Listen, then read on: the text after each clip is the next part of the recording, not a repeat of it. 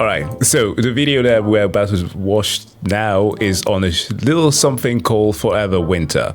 I have no idea what it's about. I've heard rumors about it, and I've seen some designs that make me think of Death Stranding, just because that was the one point of reference that I could think of. But yeah, let's see what this is.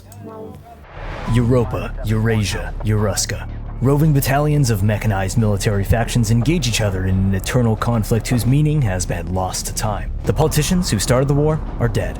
AI algorithms direct fire teams like board game pieces. Towering mobile gun platforms become deities for the communities of soldiers at their feet embedded in trench lines for generations. Megacities are razed and then rebuilt overnight by 3D printers, the original shape and meaning of structures and monuments becoming warped, skewed by the hellfire around them. The line between weapon and man has been blurred. War itself is a symbiotic organism of flesh, steel, and gunpowder. You are in the middle of it all, and you're not on either side. The elevator pitch for this game is basically that. You're not this guy, you're this guy. And to be honest, while the idea of being a small scavenger in the middle of a big war is cool, it only slightly piqued my interest when these developers first contacted me. It wasn't until I sat down with them, really got to understand who these people specifically were, what it is that they were building and why, that my mind began to be blown. Okay. A game born from the ashes of once great AAA studio systems, a game which is as much an allegory for modern war and conflict as it is to the changing face of art and game development itself. This is the Forever Winter. Holy shit, that sounds like such an anime concept that I've seen somewhere, but I can't pinpoint where exactly. Like good old late 80s, early 90s animes that were dealing with like post-apocalyptic, like corporatized world that just ends up in endless wars. And you are just that small kid who is part of like a rebellious group.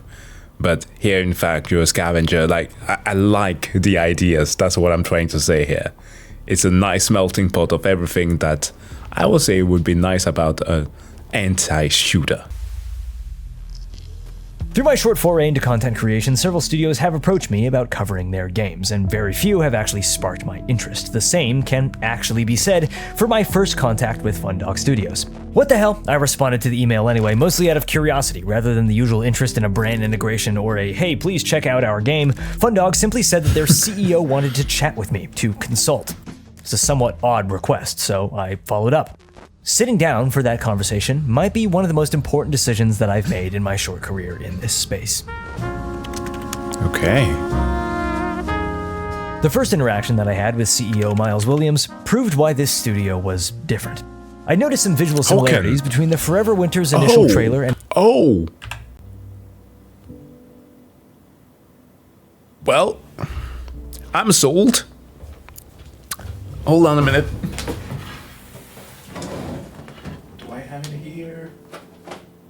I have it here. Oh no, I don't have it here. God damn it. I was once a very proud player of Hawken. Amongst one of the first. Unfortunately, haven't been playing it for quite a bit because to some degree I kind of lost interest. Also, I was looking if I had an emblem that we had from a friend group of mine where we played Hawken and we made like stickers for each other. Couldn't find it though, but whatever. Back to it. Studio was different. I noticed some visual similarities between the Forever Winter's initial trailer and a stop-motion film by the name of Mad God, directed by Phil Tippett, animation genius behind Star Wars and some other classics. It's a verifiable hellscape, grotesque, oozing texture, and for the most part, people outside niche film and animation circles have never heard of it. Initially chatting with Miles about the game's visual style, I had forgotten this film's name. I was saying how the game had a bit of this and that. It reminds me of this animated movie. I forget the director, I said. Miles cuts in, oh yeah, dude, Phil Tippett, Mad God. I was legitimately taken aback. It felt like Miles had read my mind. But this has been what every conversation with the members of the Fundog Studios team has been like for me. A team that is so wired into a specific artistic subculture. Oh yes. This is what I'm talking about. These guys are hitting all the right spots. Brutalistic, big, Oh, okay. So locked into an aesthetic quality of 90s anime heavy metal model kit aesthetics that happens to be exactly my taste and sense of style. A sense of style that you don't really see very often anymore. This little anecdote is perfectly emblematic of the exact reason why this studio exists, why this game is being made at all, and why that matters. Every day's a Monday. Ever have one of those weeks where every day feels like a Monday? To understand this team, you need to understand an impossibility in games development over the last 20 or so years. This studio is made up of artists, designers, and creatives who've worked in the AAA industry for decades, who've seen what it does to art. You ever notice how the concept art for characters in a game looks so much better than the final version? Or perhaps the best designs are just cut away entirely? You ever see a case where an artist or designer's original work was blatantly plagiarized by a larger company? The aversion to taking risks and bringing new ideas to the table, the necessity at following trend and approachability. The point isn't to say that AAA games are all bad, or that the devs working within that system aren't capable of crafting fantastic works of art. Quite the opposite. But in order for artists to carry their ideas, themes, and goals through that system What's this? This right here. Somebody who's very, whose memory is like better than mine, remind me what this trailer is from. This was a cancelled project. A sequel to a certain game that I cannot put my the name on. What the hell is this? It was a cyberpunk game that was cancelled with like a future where there are aliens and everything involved. I'll edit that in post because this is the thing. So many people in the gaming industry are like visionary with like concept that takes ages to finalize. Prey 2! Thank you! Yes. And it just never happens. Because of limitation, miscommunication, everything. A similar kind of thing you could make a case for happened to Cyberpunk 2077, right? When it was being conceptualized. Unfortunately, the game was cut short from what it was actually supposed to be because of CDPR's own internal issues. That's one thing. But like, look at a game like the recent release of Black Myth Wukong. Now, we are talking about something completely different here in terms of thematically speaking, but conceptually, same concept, right? Black Myth was accused for being a scam for a very long time because the art style, the direction, the things that were being displayed from what the studio could produce was just not realistic in the eyes of many people. It was too risky. Yet still, they got the funding and they continued to do that. And that took quite some time. I just wish that we could regain that magic that I'm experiencing right now watching this whenever I see a reveal trailer or something. Very few games manage to catch that today, when just by seeing the artistic approach that the studio has, I'm just like, I'm sold, get this going. I wish that we could have that a bit more. their ideas, themes, and goals through that system intact. The stars need to align. Yeah. With tools like Unreal Engine 5 and the possibility of remote work, a window for talented people to carve their own niche without relying on the support of AAA, but also without its bureaucracy and restraint.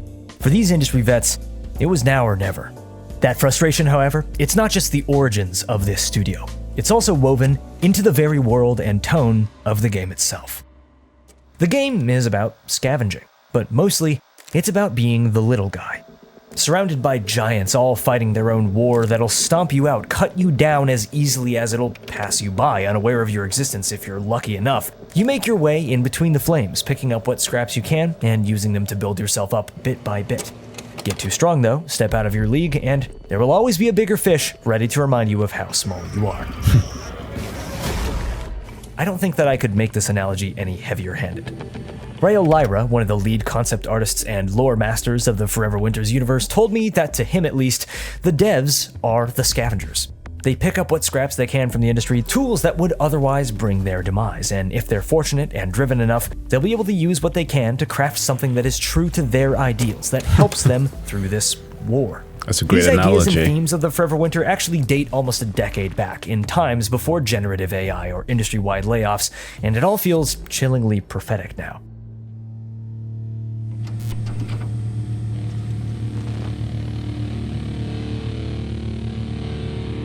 Equally prophetic, however, are the larger themes the world of the Forever Winter deals with. In our first meeting, Miles pulled up his little lore and concept art file, and an image popped up. So yeah, some of this stuff is a little not safe for work, he says, almost embarrassed, as I'm greeted with a main battle tank covered in a neat layer of stripped and bound corpses. It's not clear if they're here for intimidation, for ballistic protection, or for field rations, or a grotesque combination. I'll be damned. Now, Death Stranding did not quite have this, right? They were more covered in the black sludge. Yeah, I actually think this is the image that made me make the connection to Death Stranding, because of the one World War I scenario that you experience with him. You also do go through World War II, but yeah, where you're followed by tanks and stuff. It's quite something. Combination of the three. Yeah, that's the vibe that this game has. Forever Winter is about war, but in a way that is far more nuanced than the average first or third person shooter. Miles gave me the analogy that if Gears of War was a real scenario, if you were actually there, it wouldn't be an action-adventure game. It'd be horror. Oh yeah. I call this game an anti-shooter because of its mechanics, which I will come back to later, but also because of its themes and design. It's invariably anti-war media, investigating the logical progression of mechanized armed conflict, a future where war has become religion, where a gun becomes a monument, where machines of war are icons to be prayed to. Forever Winter says, yeah, keep it up, world, this is where we're going. That's 40k from the point of view of a citizen. Or Gundam. Actually, a lot of Gundam movies as of late have been a lot more. Well, Gundam has always done that, but focusing a little bit more on the little guy. Gundam Hathaway recently had a nice showcase of that in the way that they big scale those battles, the way that they just annihilate people on the ground. I like this perspective. It's interesting.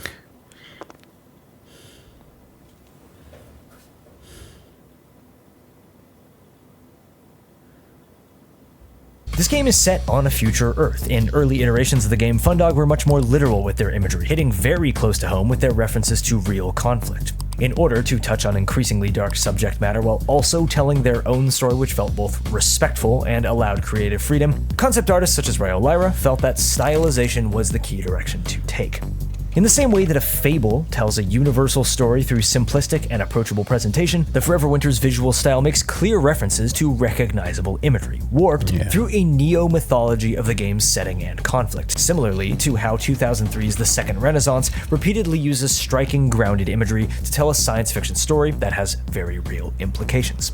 Buildings and statues warping like data mosh visual artifacts after years of 3D printing bots having forgotten their original shape. Prayers and dedications etched onto the body armor of mech units, graveyards forming canyons and valleys as thousands of bodies, weapons, and refuse pile around the trenches. Flamethrower units wear spacesuits, relics of a lost civilization, once beacons of hope for a future in the stars, now simply coveted for the flame-retardant properties of their material.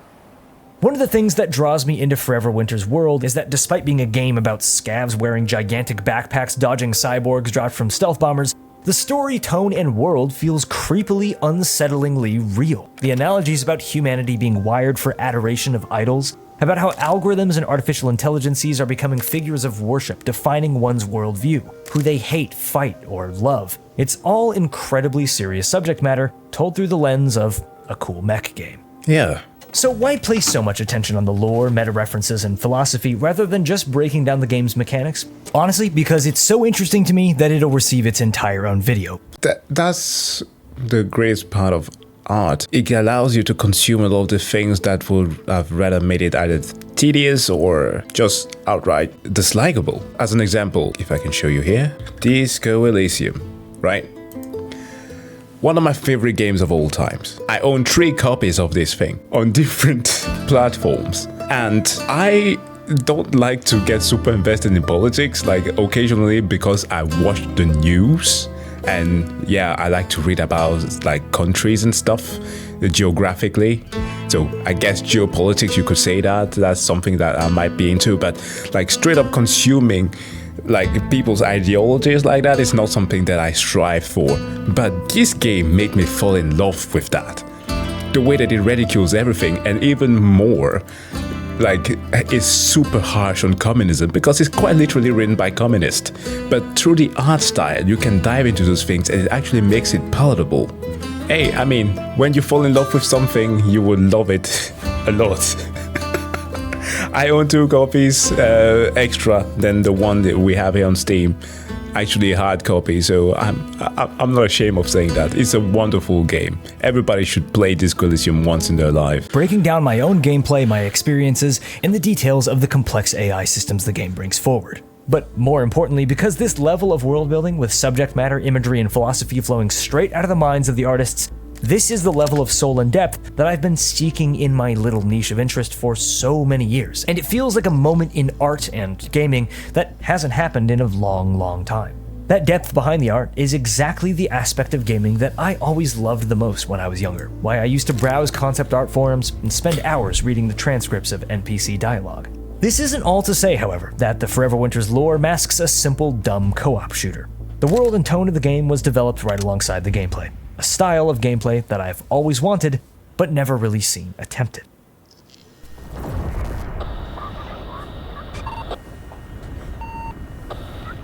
Combat voyeurism.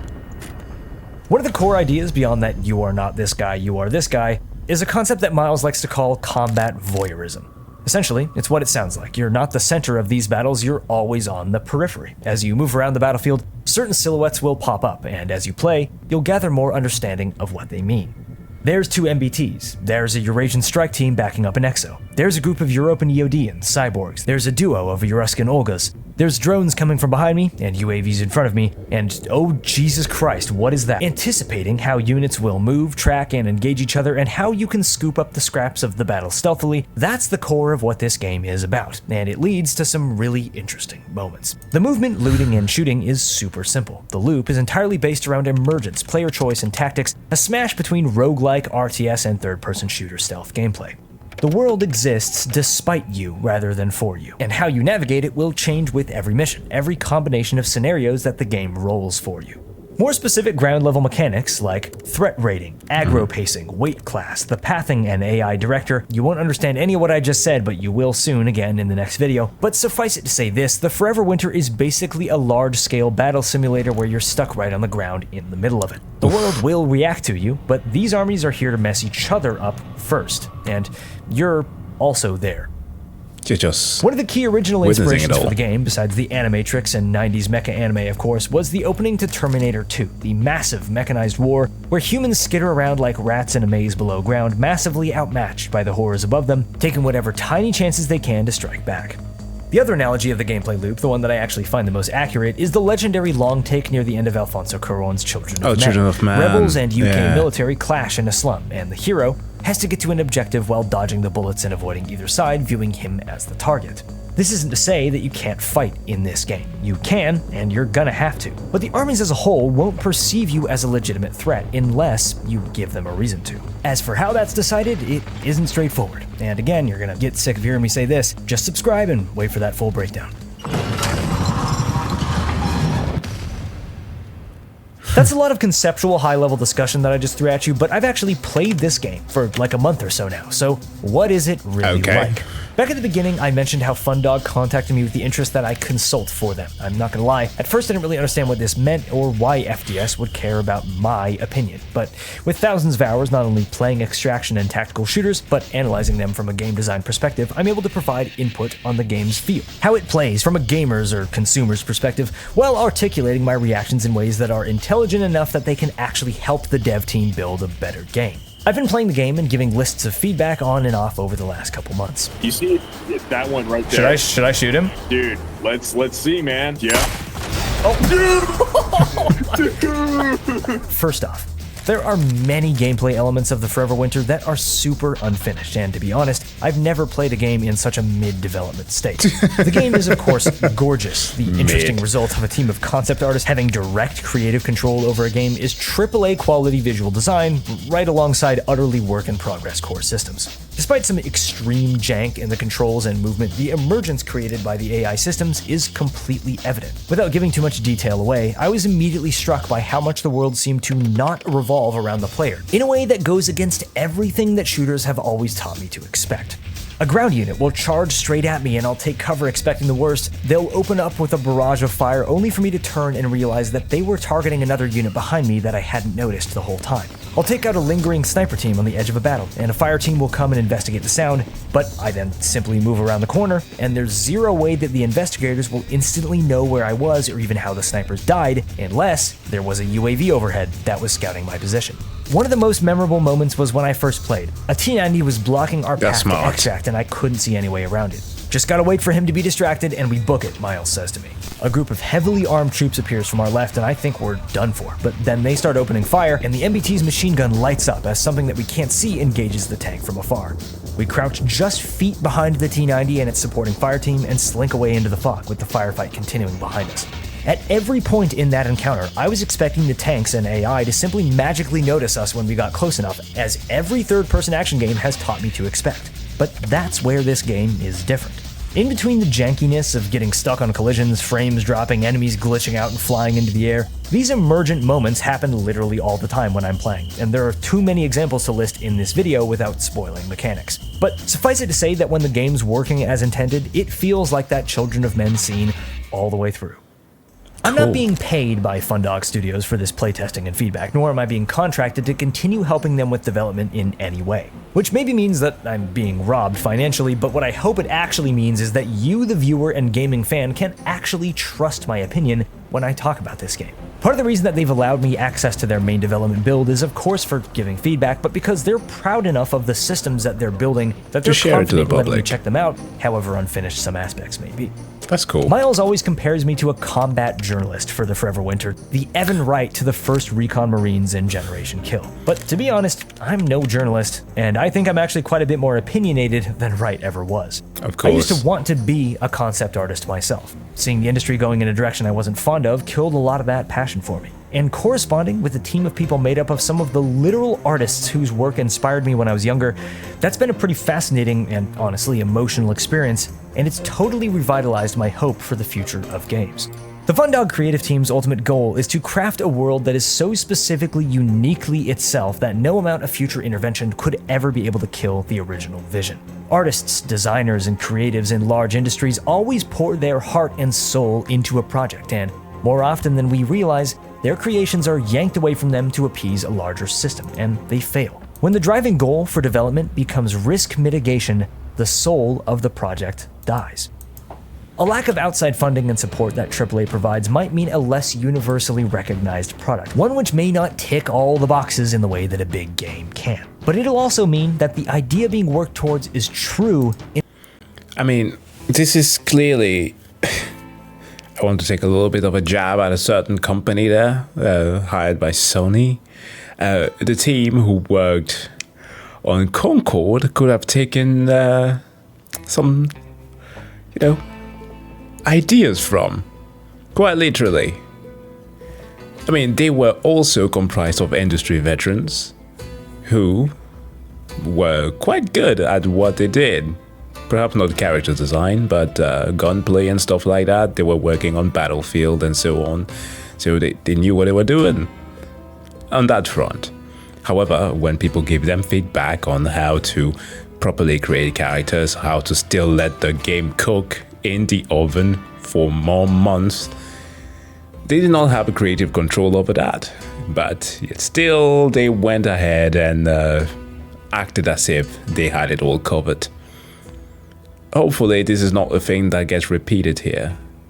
as long as the studio remains to a certain degree independent and the art is as distinct as possible. In a way that approachable mass media rarely gets the chance to be. Fundog attempts to set an example for indie dev studios that making something original and different might be less popular, it might be less polished, but by taking bigger risks, by being more specific, by having more heart, it has the potential to hit deeper for those core fans than a game made for everyone ever could. Miles originally told me that the game was for the homies, and while I realize that he said this meaning his artist friends, industry colleagues, and co-workers over the last decades, I feel like, fortuitously, I also sort of fall into this category. The Forever Winter is a game of passion, a game that would never get made in the AAA system, and these devs now get to take risks that they've never been allowed to take. They're not 100% certain that everything will work, and that's actually the beauty of it. They get to try.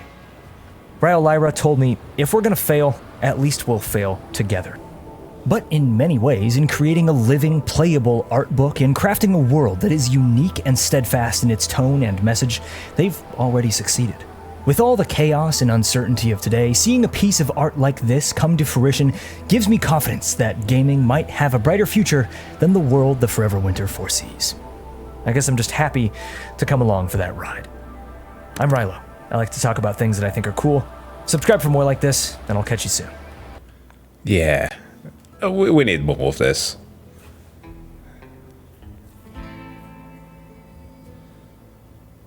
We need more of this. This is awesome. I fully support a project like this. Like, that's why we end up having games like... I know that some might be tired of me referencing all the time. Death Stranding. Imagine that, created with one of the silliest mechanics of all time. Just walk. And it had its fan following. It became massive. And I'm one of them who like it so much. Hideo Kojima's vision was thwarted by Konami, and so he decided to do something else. And it bore fruit. All the trials and all that was against him actually managed to produce something despite how unlikely it seemed. So hopefully this one pans out well. I love it. Conceptually it's just amazing. Be looking more into this.